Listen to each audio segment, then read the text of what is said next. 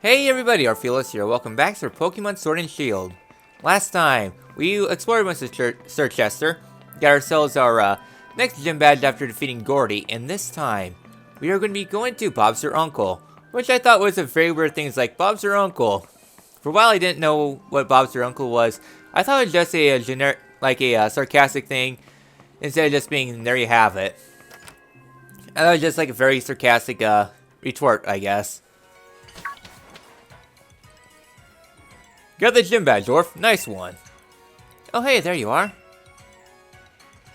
I've been trying to find out more about the darkest day in that Sword and Shield Pokemon, but still no luck. Wait, hold on.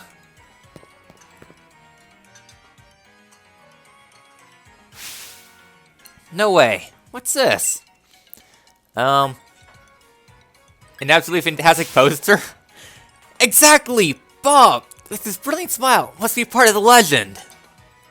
Wait, what are you on about? Don't confuse I actually didn't know about that.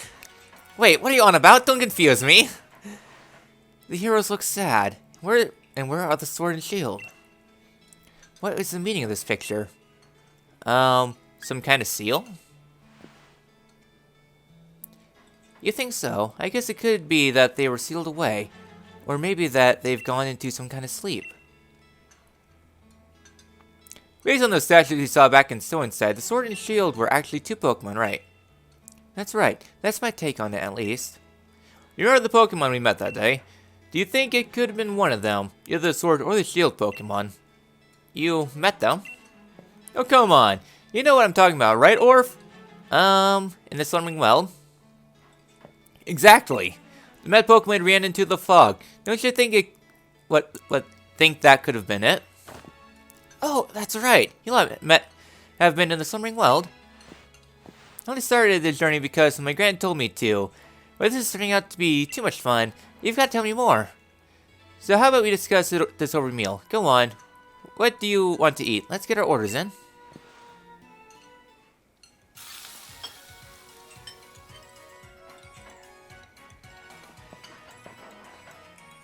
Fascinating. Alright, next thing to do now that we're done eating is have a look around Sir Chester. Let's inspect the hero's bath.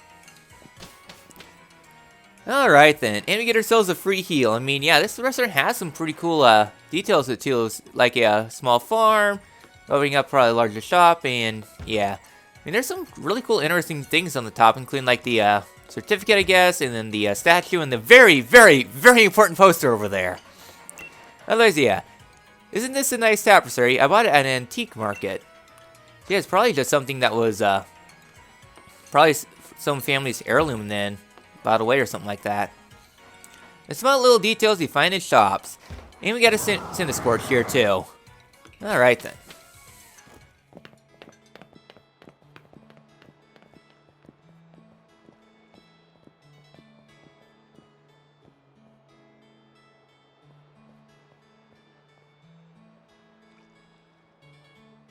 The Hero's Bath. They say this is where the two heroes came to soothe their wounds after the battle to bring down that evil presence long ago. Nowadays, only Pokemon really use the Hero's Baths, though. Who exactly were the heroes that bathed here? I think I'll have to look into that.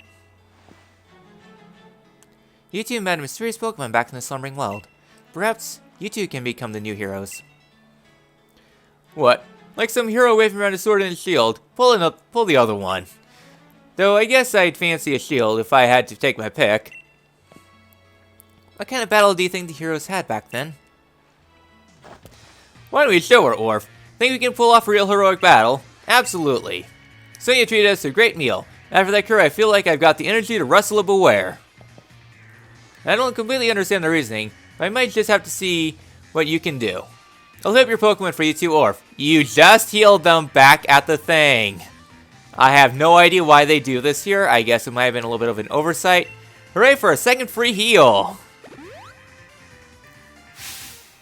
Time for a little exhibition match, starring the future champion. And we have ourselves the next battle against Top. And he's starting up with Dubwool. About time you brought that back. But Double is level 40 steadfast with the ability to use Growl, Defense Curl, Double Kick, and Takedown. I'm counting on you, partner. So this can be seen as the end of Hop's character arc of sorts.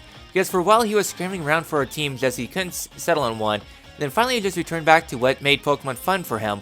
His old partner Pokemon finally evolved and he's getting his groove back. I really like this resolution of the character arc. Even though Double is a little bit of a defensive Pokemon. Now that's a proper move. Alright then. Easy peasy. Levels for Spartoon and Cremuse. Alright, what's next? We're going to be setting up Corviknight, another familiar Pokemon that's finally evolved. Let's go ahead and bring up Flahair. Corviknight is level 40 under for the ability to use Fury Attack, Pluck, Scary Face, and Drill Peck.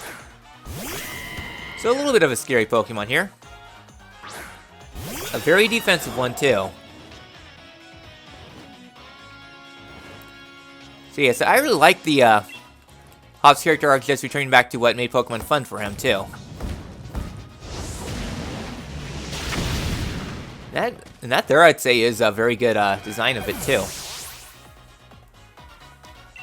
Alright, levels for Rosalina. Alright, next up is going to be Pincurchin. He actually brought in a new Pokemon. So Pincurchin is level 39 Lightning Rod for the ability to Spark, Bubble, and Curse. So yeah, so he's still bringing up new Pokemon, but his team is starting to become a little bit more well-rounded. I mean, he's not using super fantastic Pokemon, but still some pretty good Pokemon in there too. Alright, eat this Earth Power. Alright. Yeah, his team is still a little bit on the weak side. I mean, his levels are a little bit weaker than what they were for the jump, so yeah. Probably why he got demolished there, but he's starting to come to his own and starting to, I think he's going to win this next fight coming up.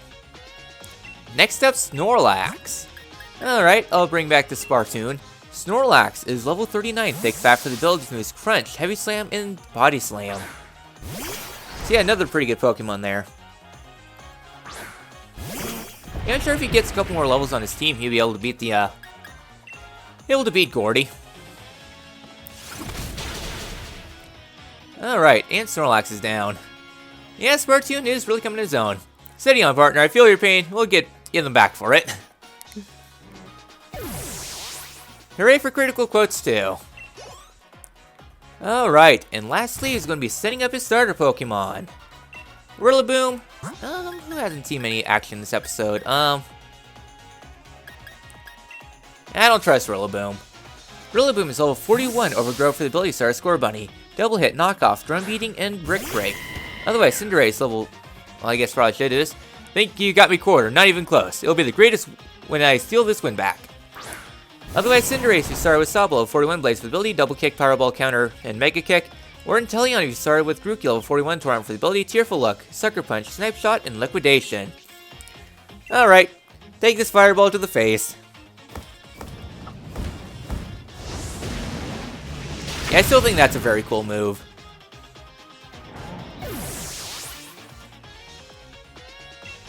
Alright, level ups all around, so everyone's getting pretty up there. I still can't even beat you, my true rival, but I think I'm starting to see the light.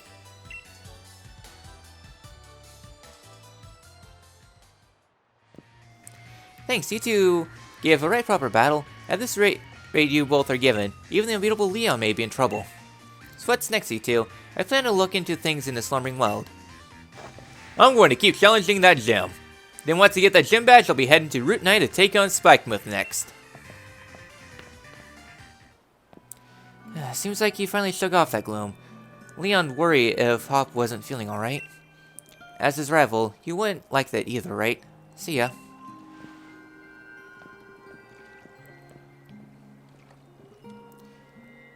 Yeah, there's a lot to Hop's character arc I do want to get into, but I don't know, I just kind of save my feelings for a bit later, just because Hop's still coming in on his own, and I kind of relate to Hop in quite such a way, because for a while I've dealt with kind of similar things that Hop has, and just him seeing that gloom and everything, seeing his entire world shatter right in front of his eyes, that kind of happened to me a while ago, I guess. I was going to go go progress the episode a bit, but I just kind of want to get my thoughts out there. Is that people say that Hop is not a fantastic rival. I'd argue otherwise. I think Hop is the best rival of all the Pokemon trainers.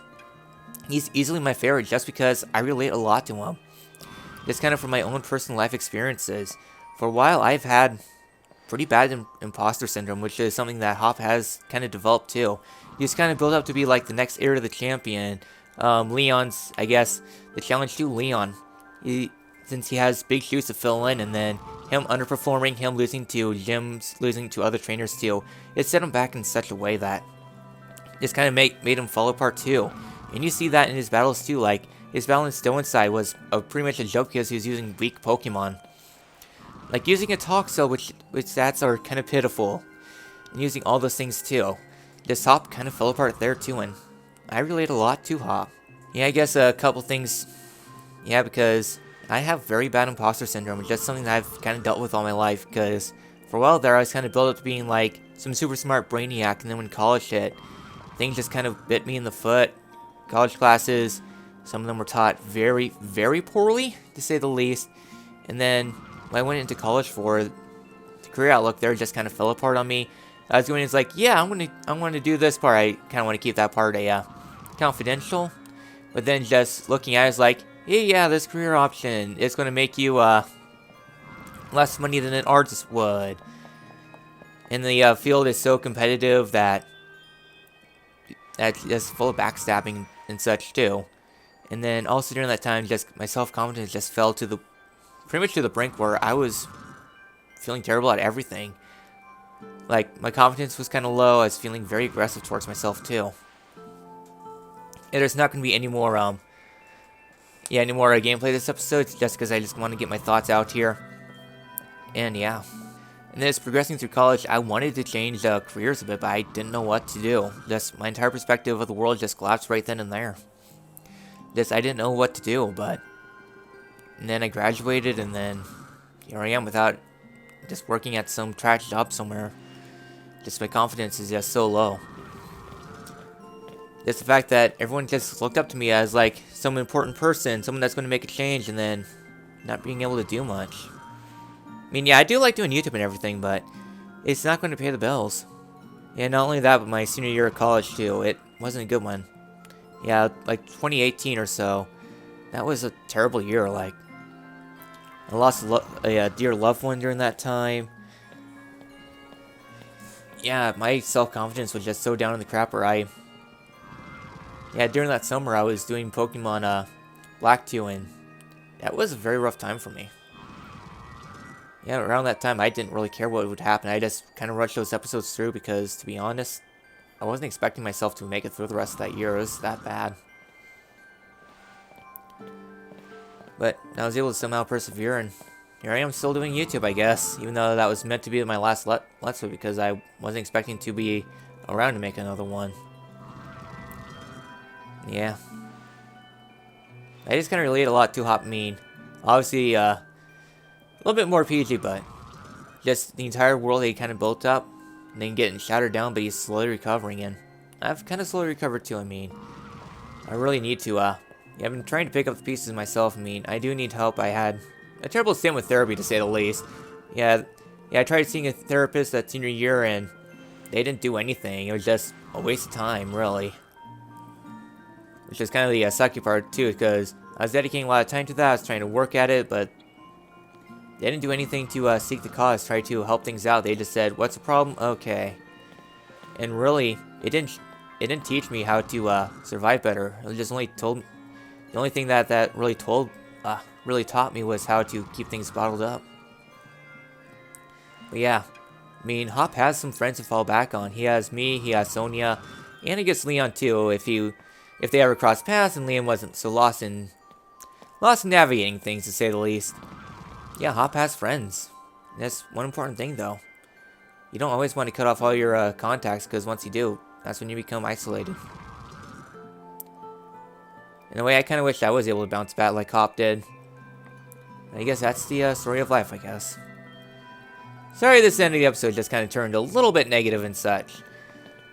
Alright then, so I guess with that all done with that little pouty thing out of the way, I don't want to say more about Hop's arc, but he needs to discover things on his own as time goes on. So I think with that, we did pretty good progress this episode. Well, I guess we didn't do much. We battled Hop, and then I went on a little bit of a tangent. That was kind of a little depressing. Oh well. Next time in Pokemon Sword and Shield, we are going to depart down to Route 9 and potentially getting ourselves a much needed upgrade. I will see you all then.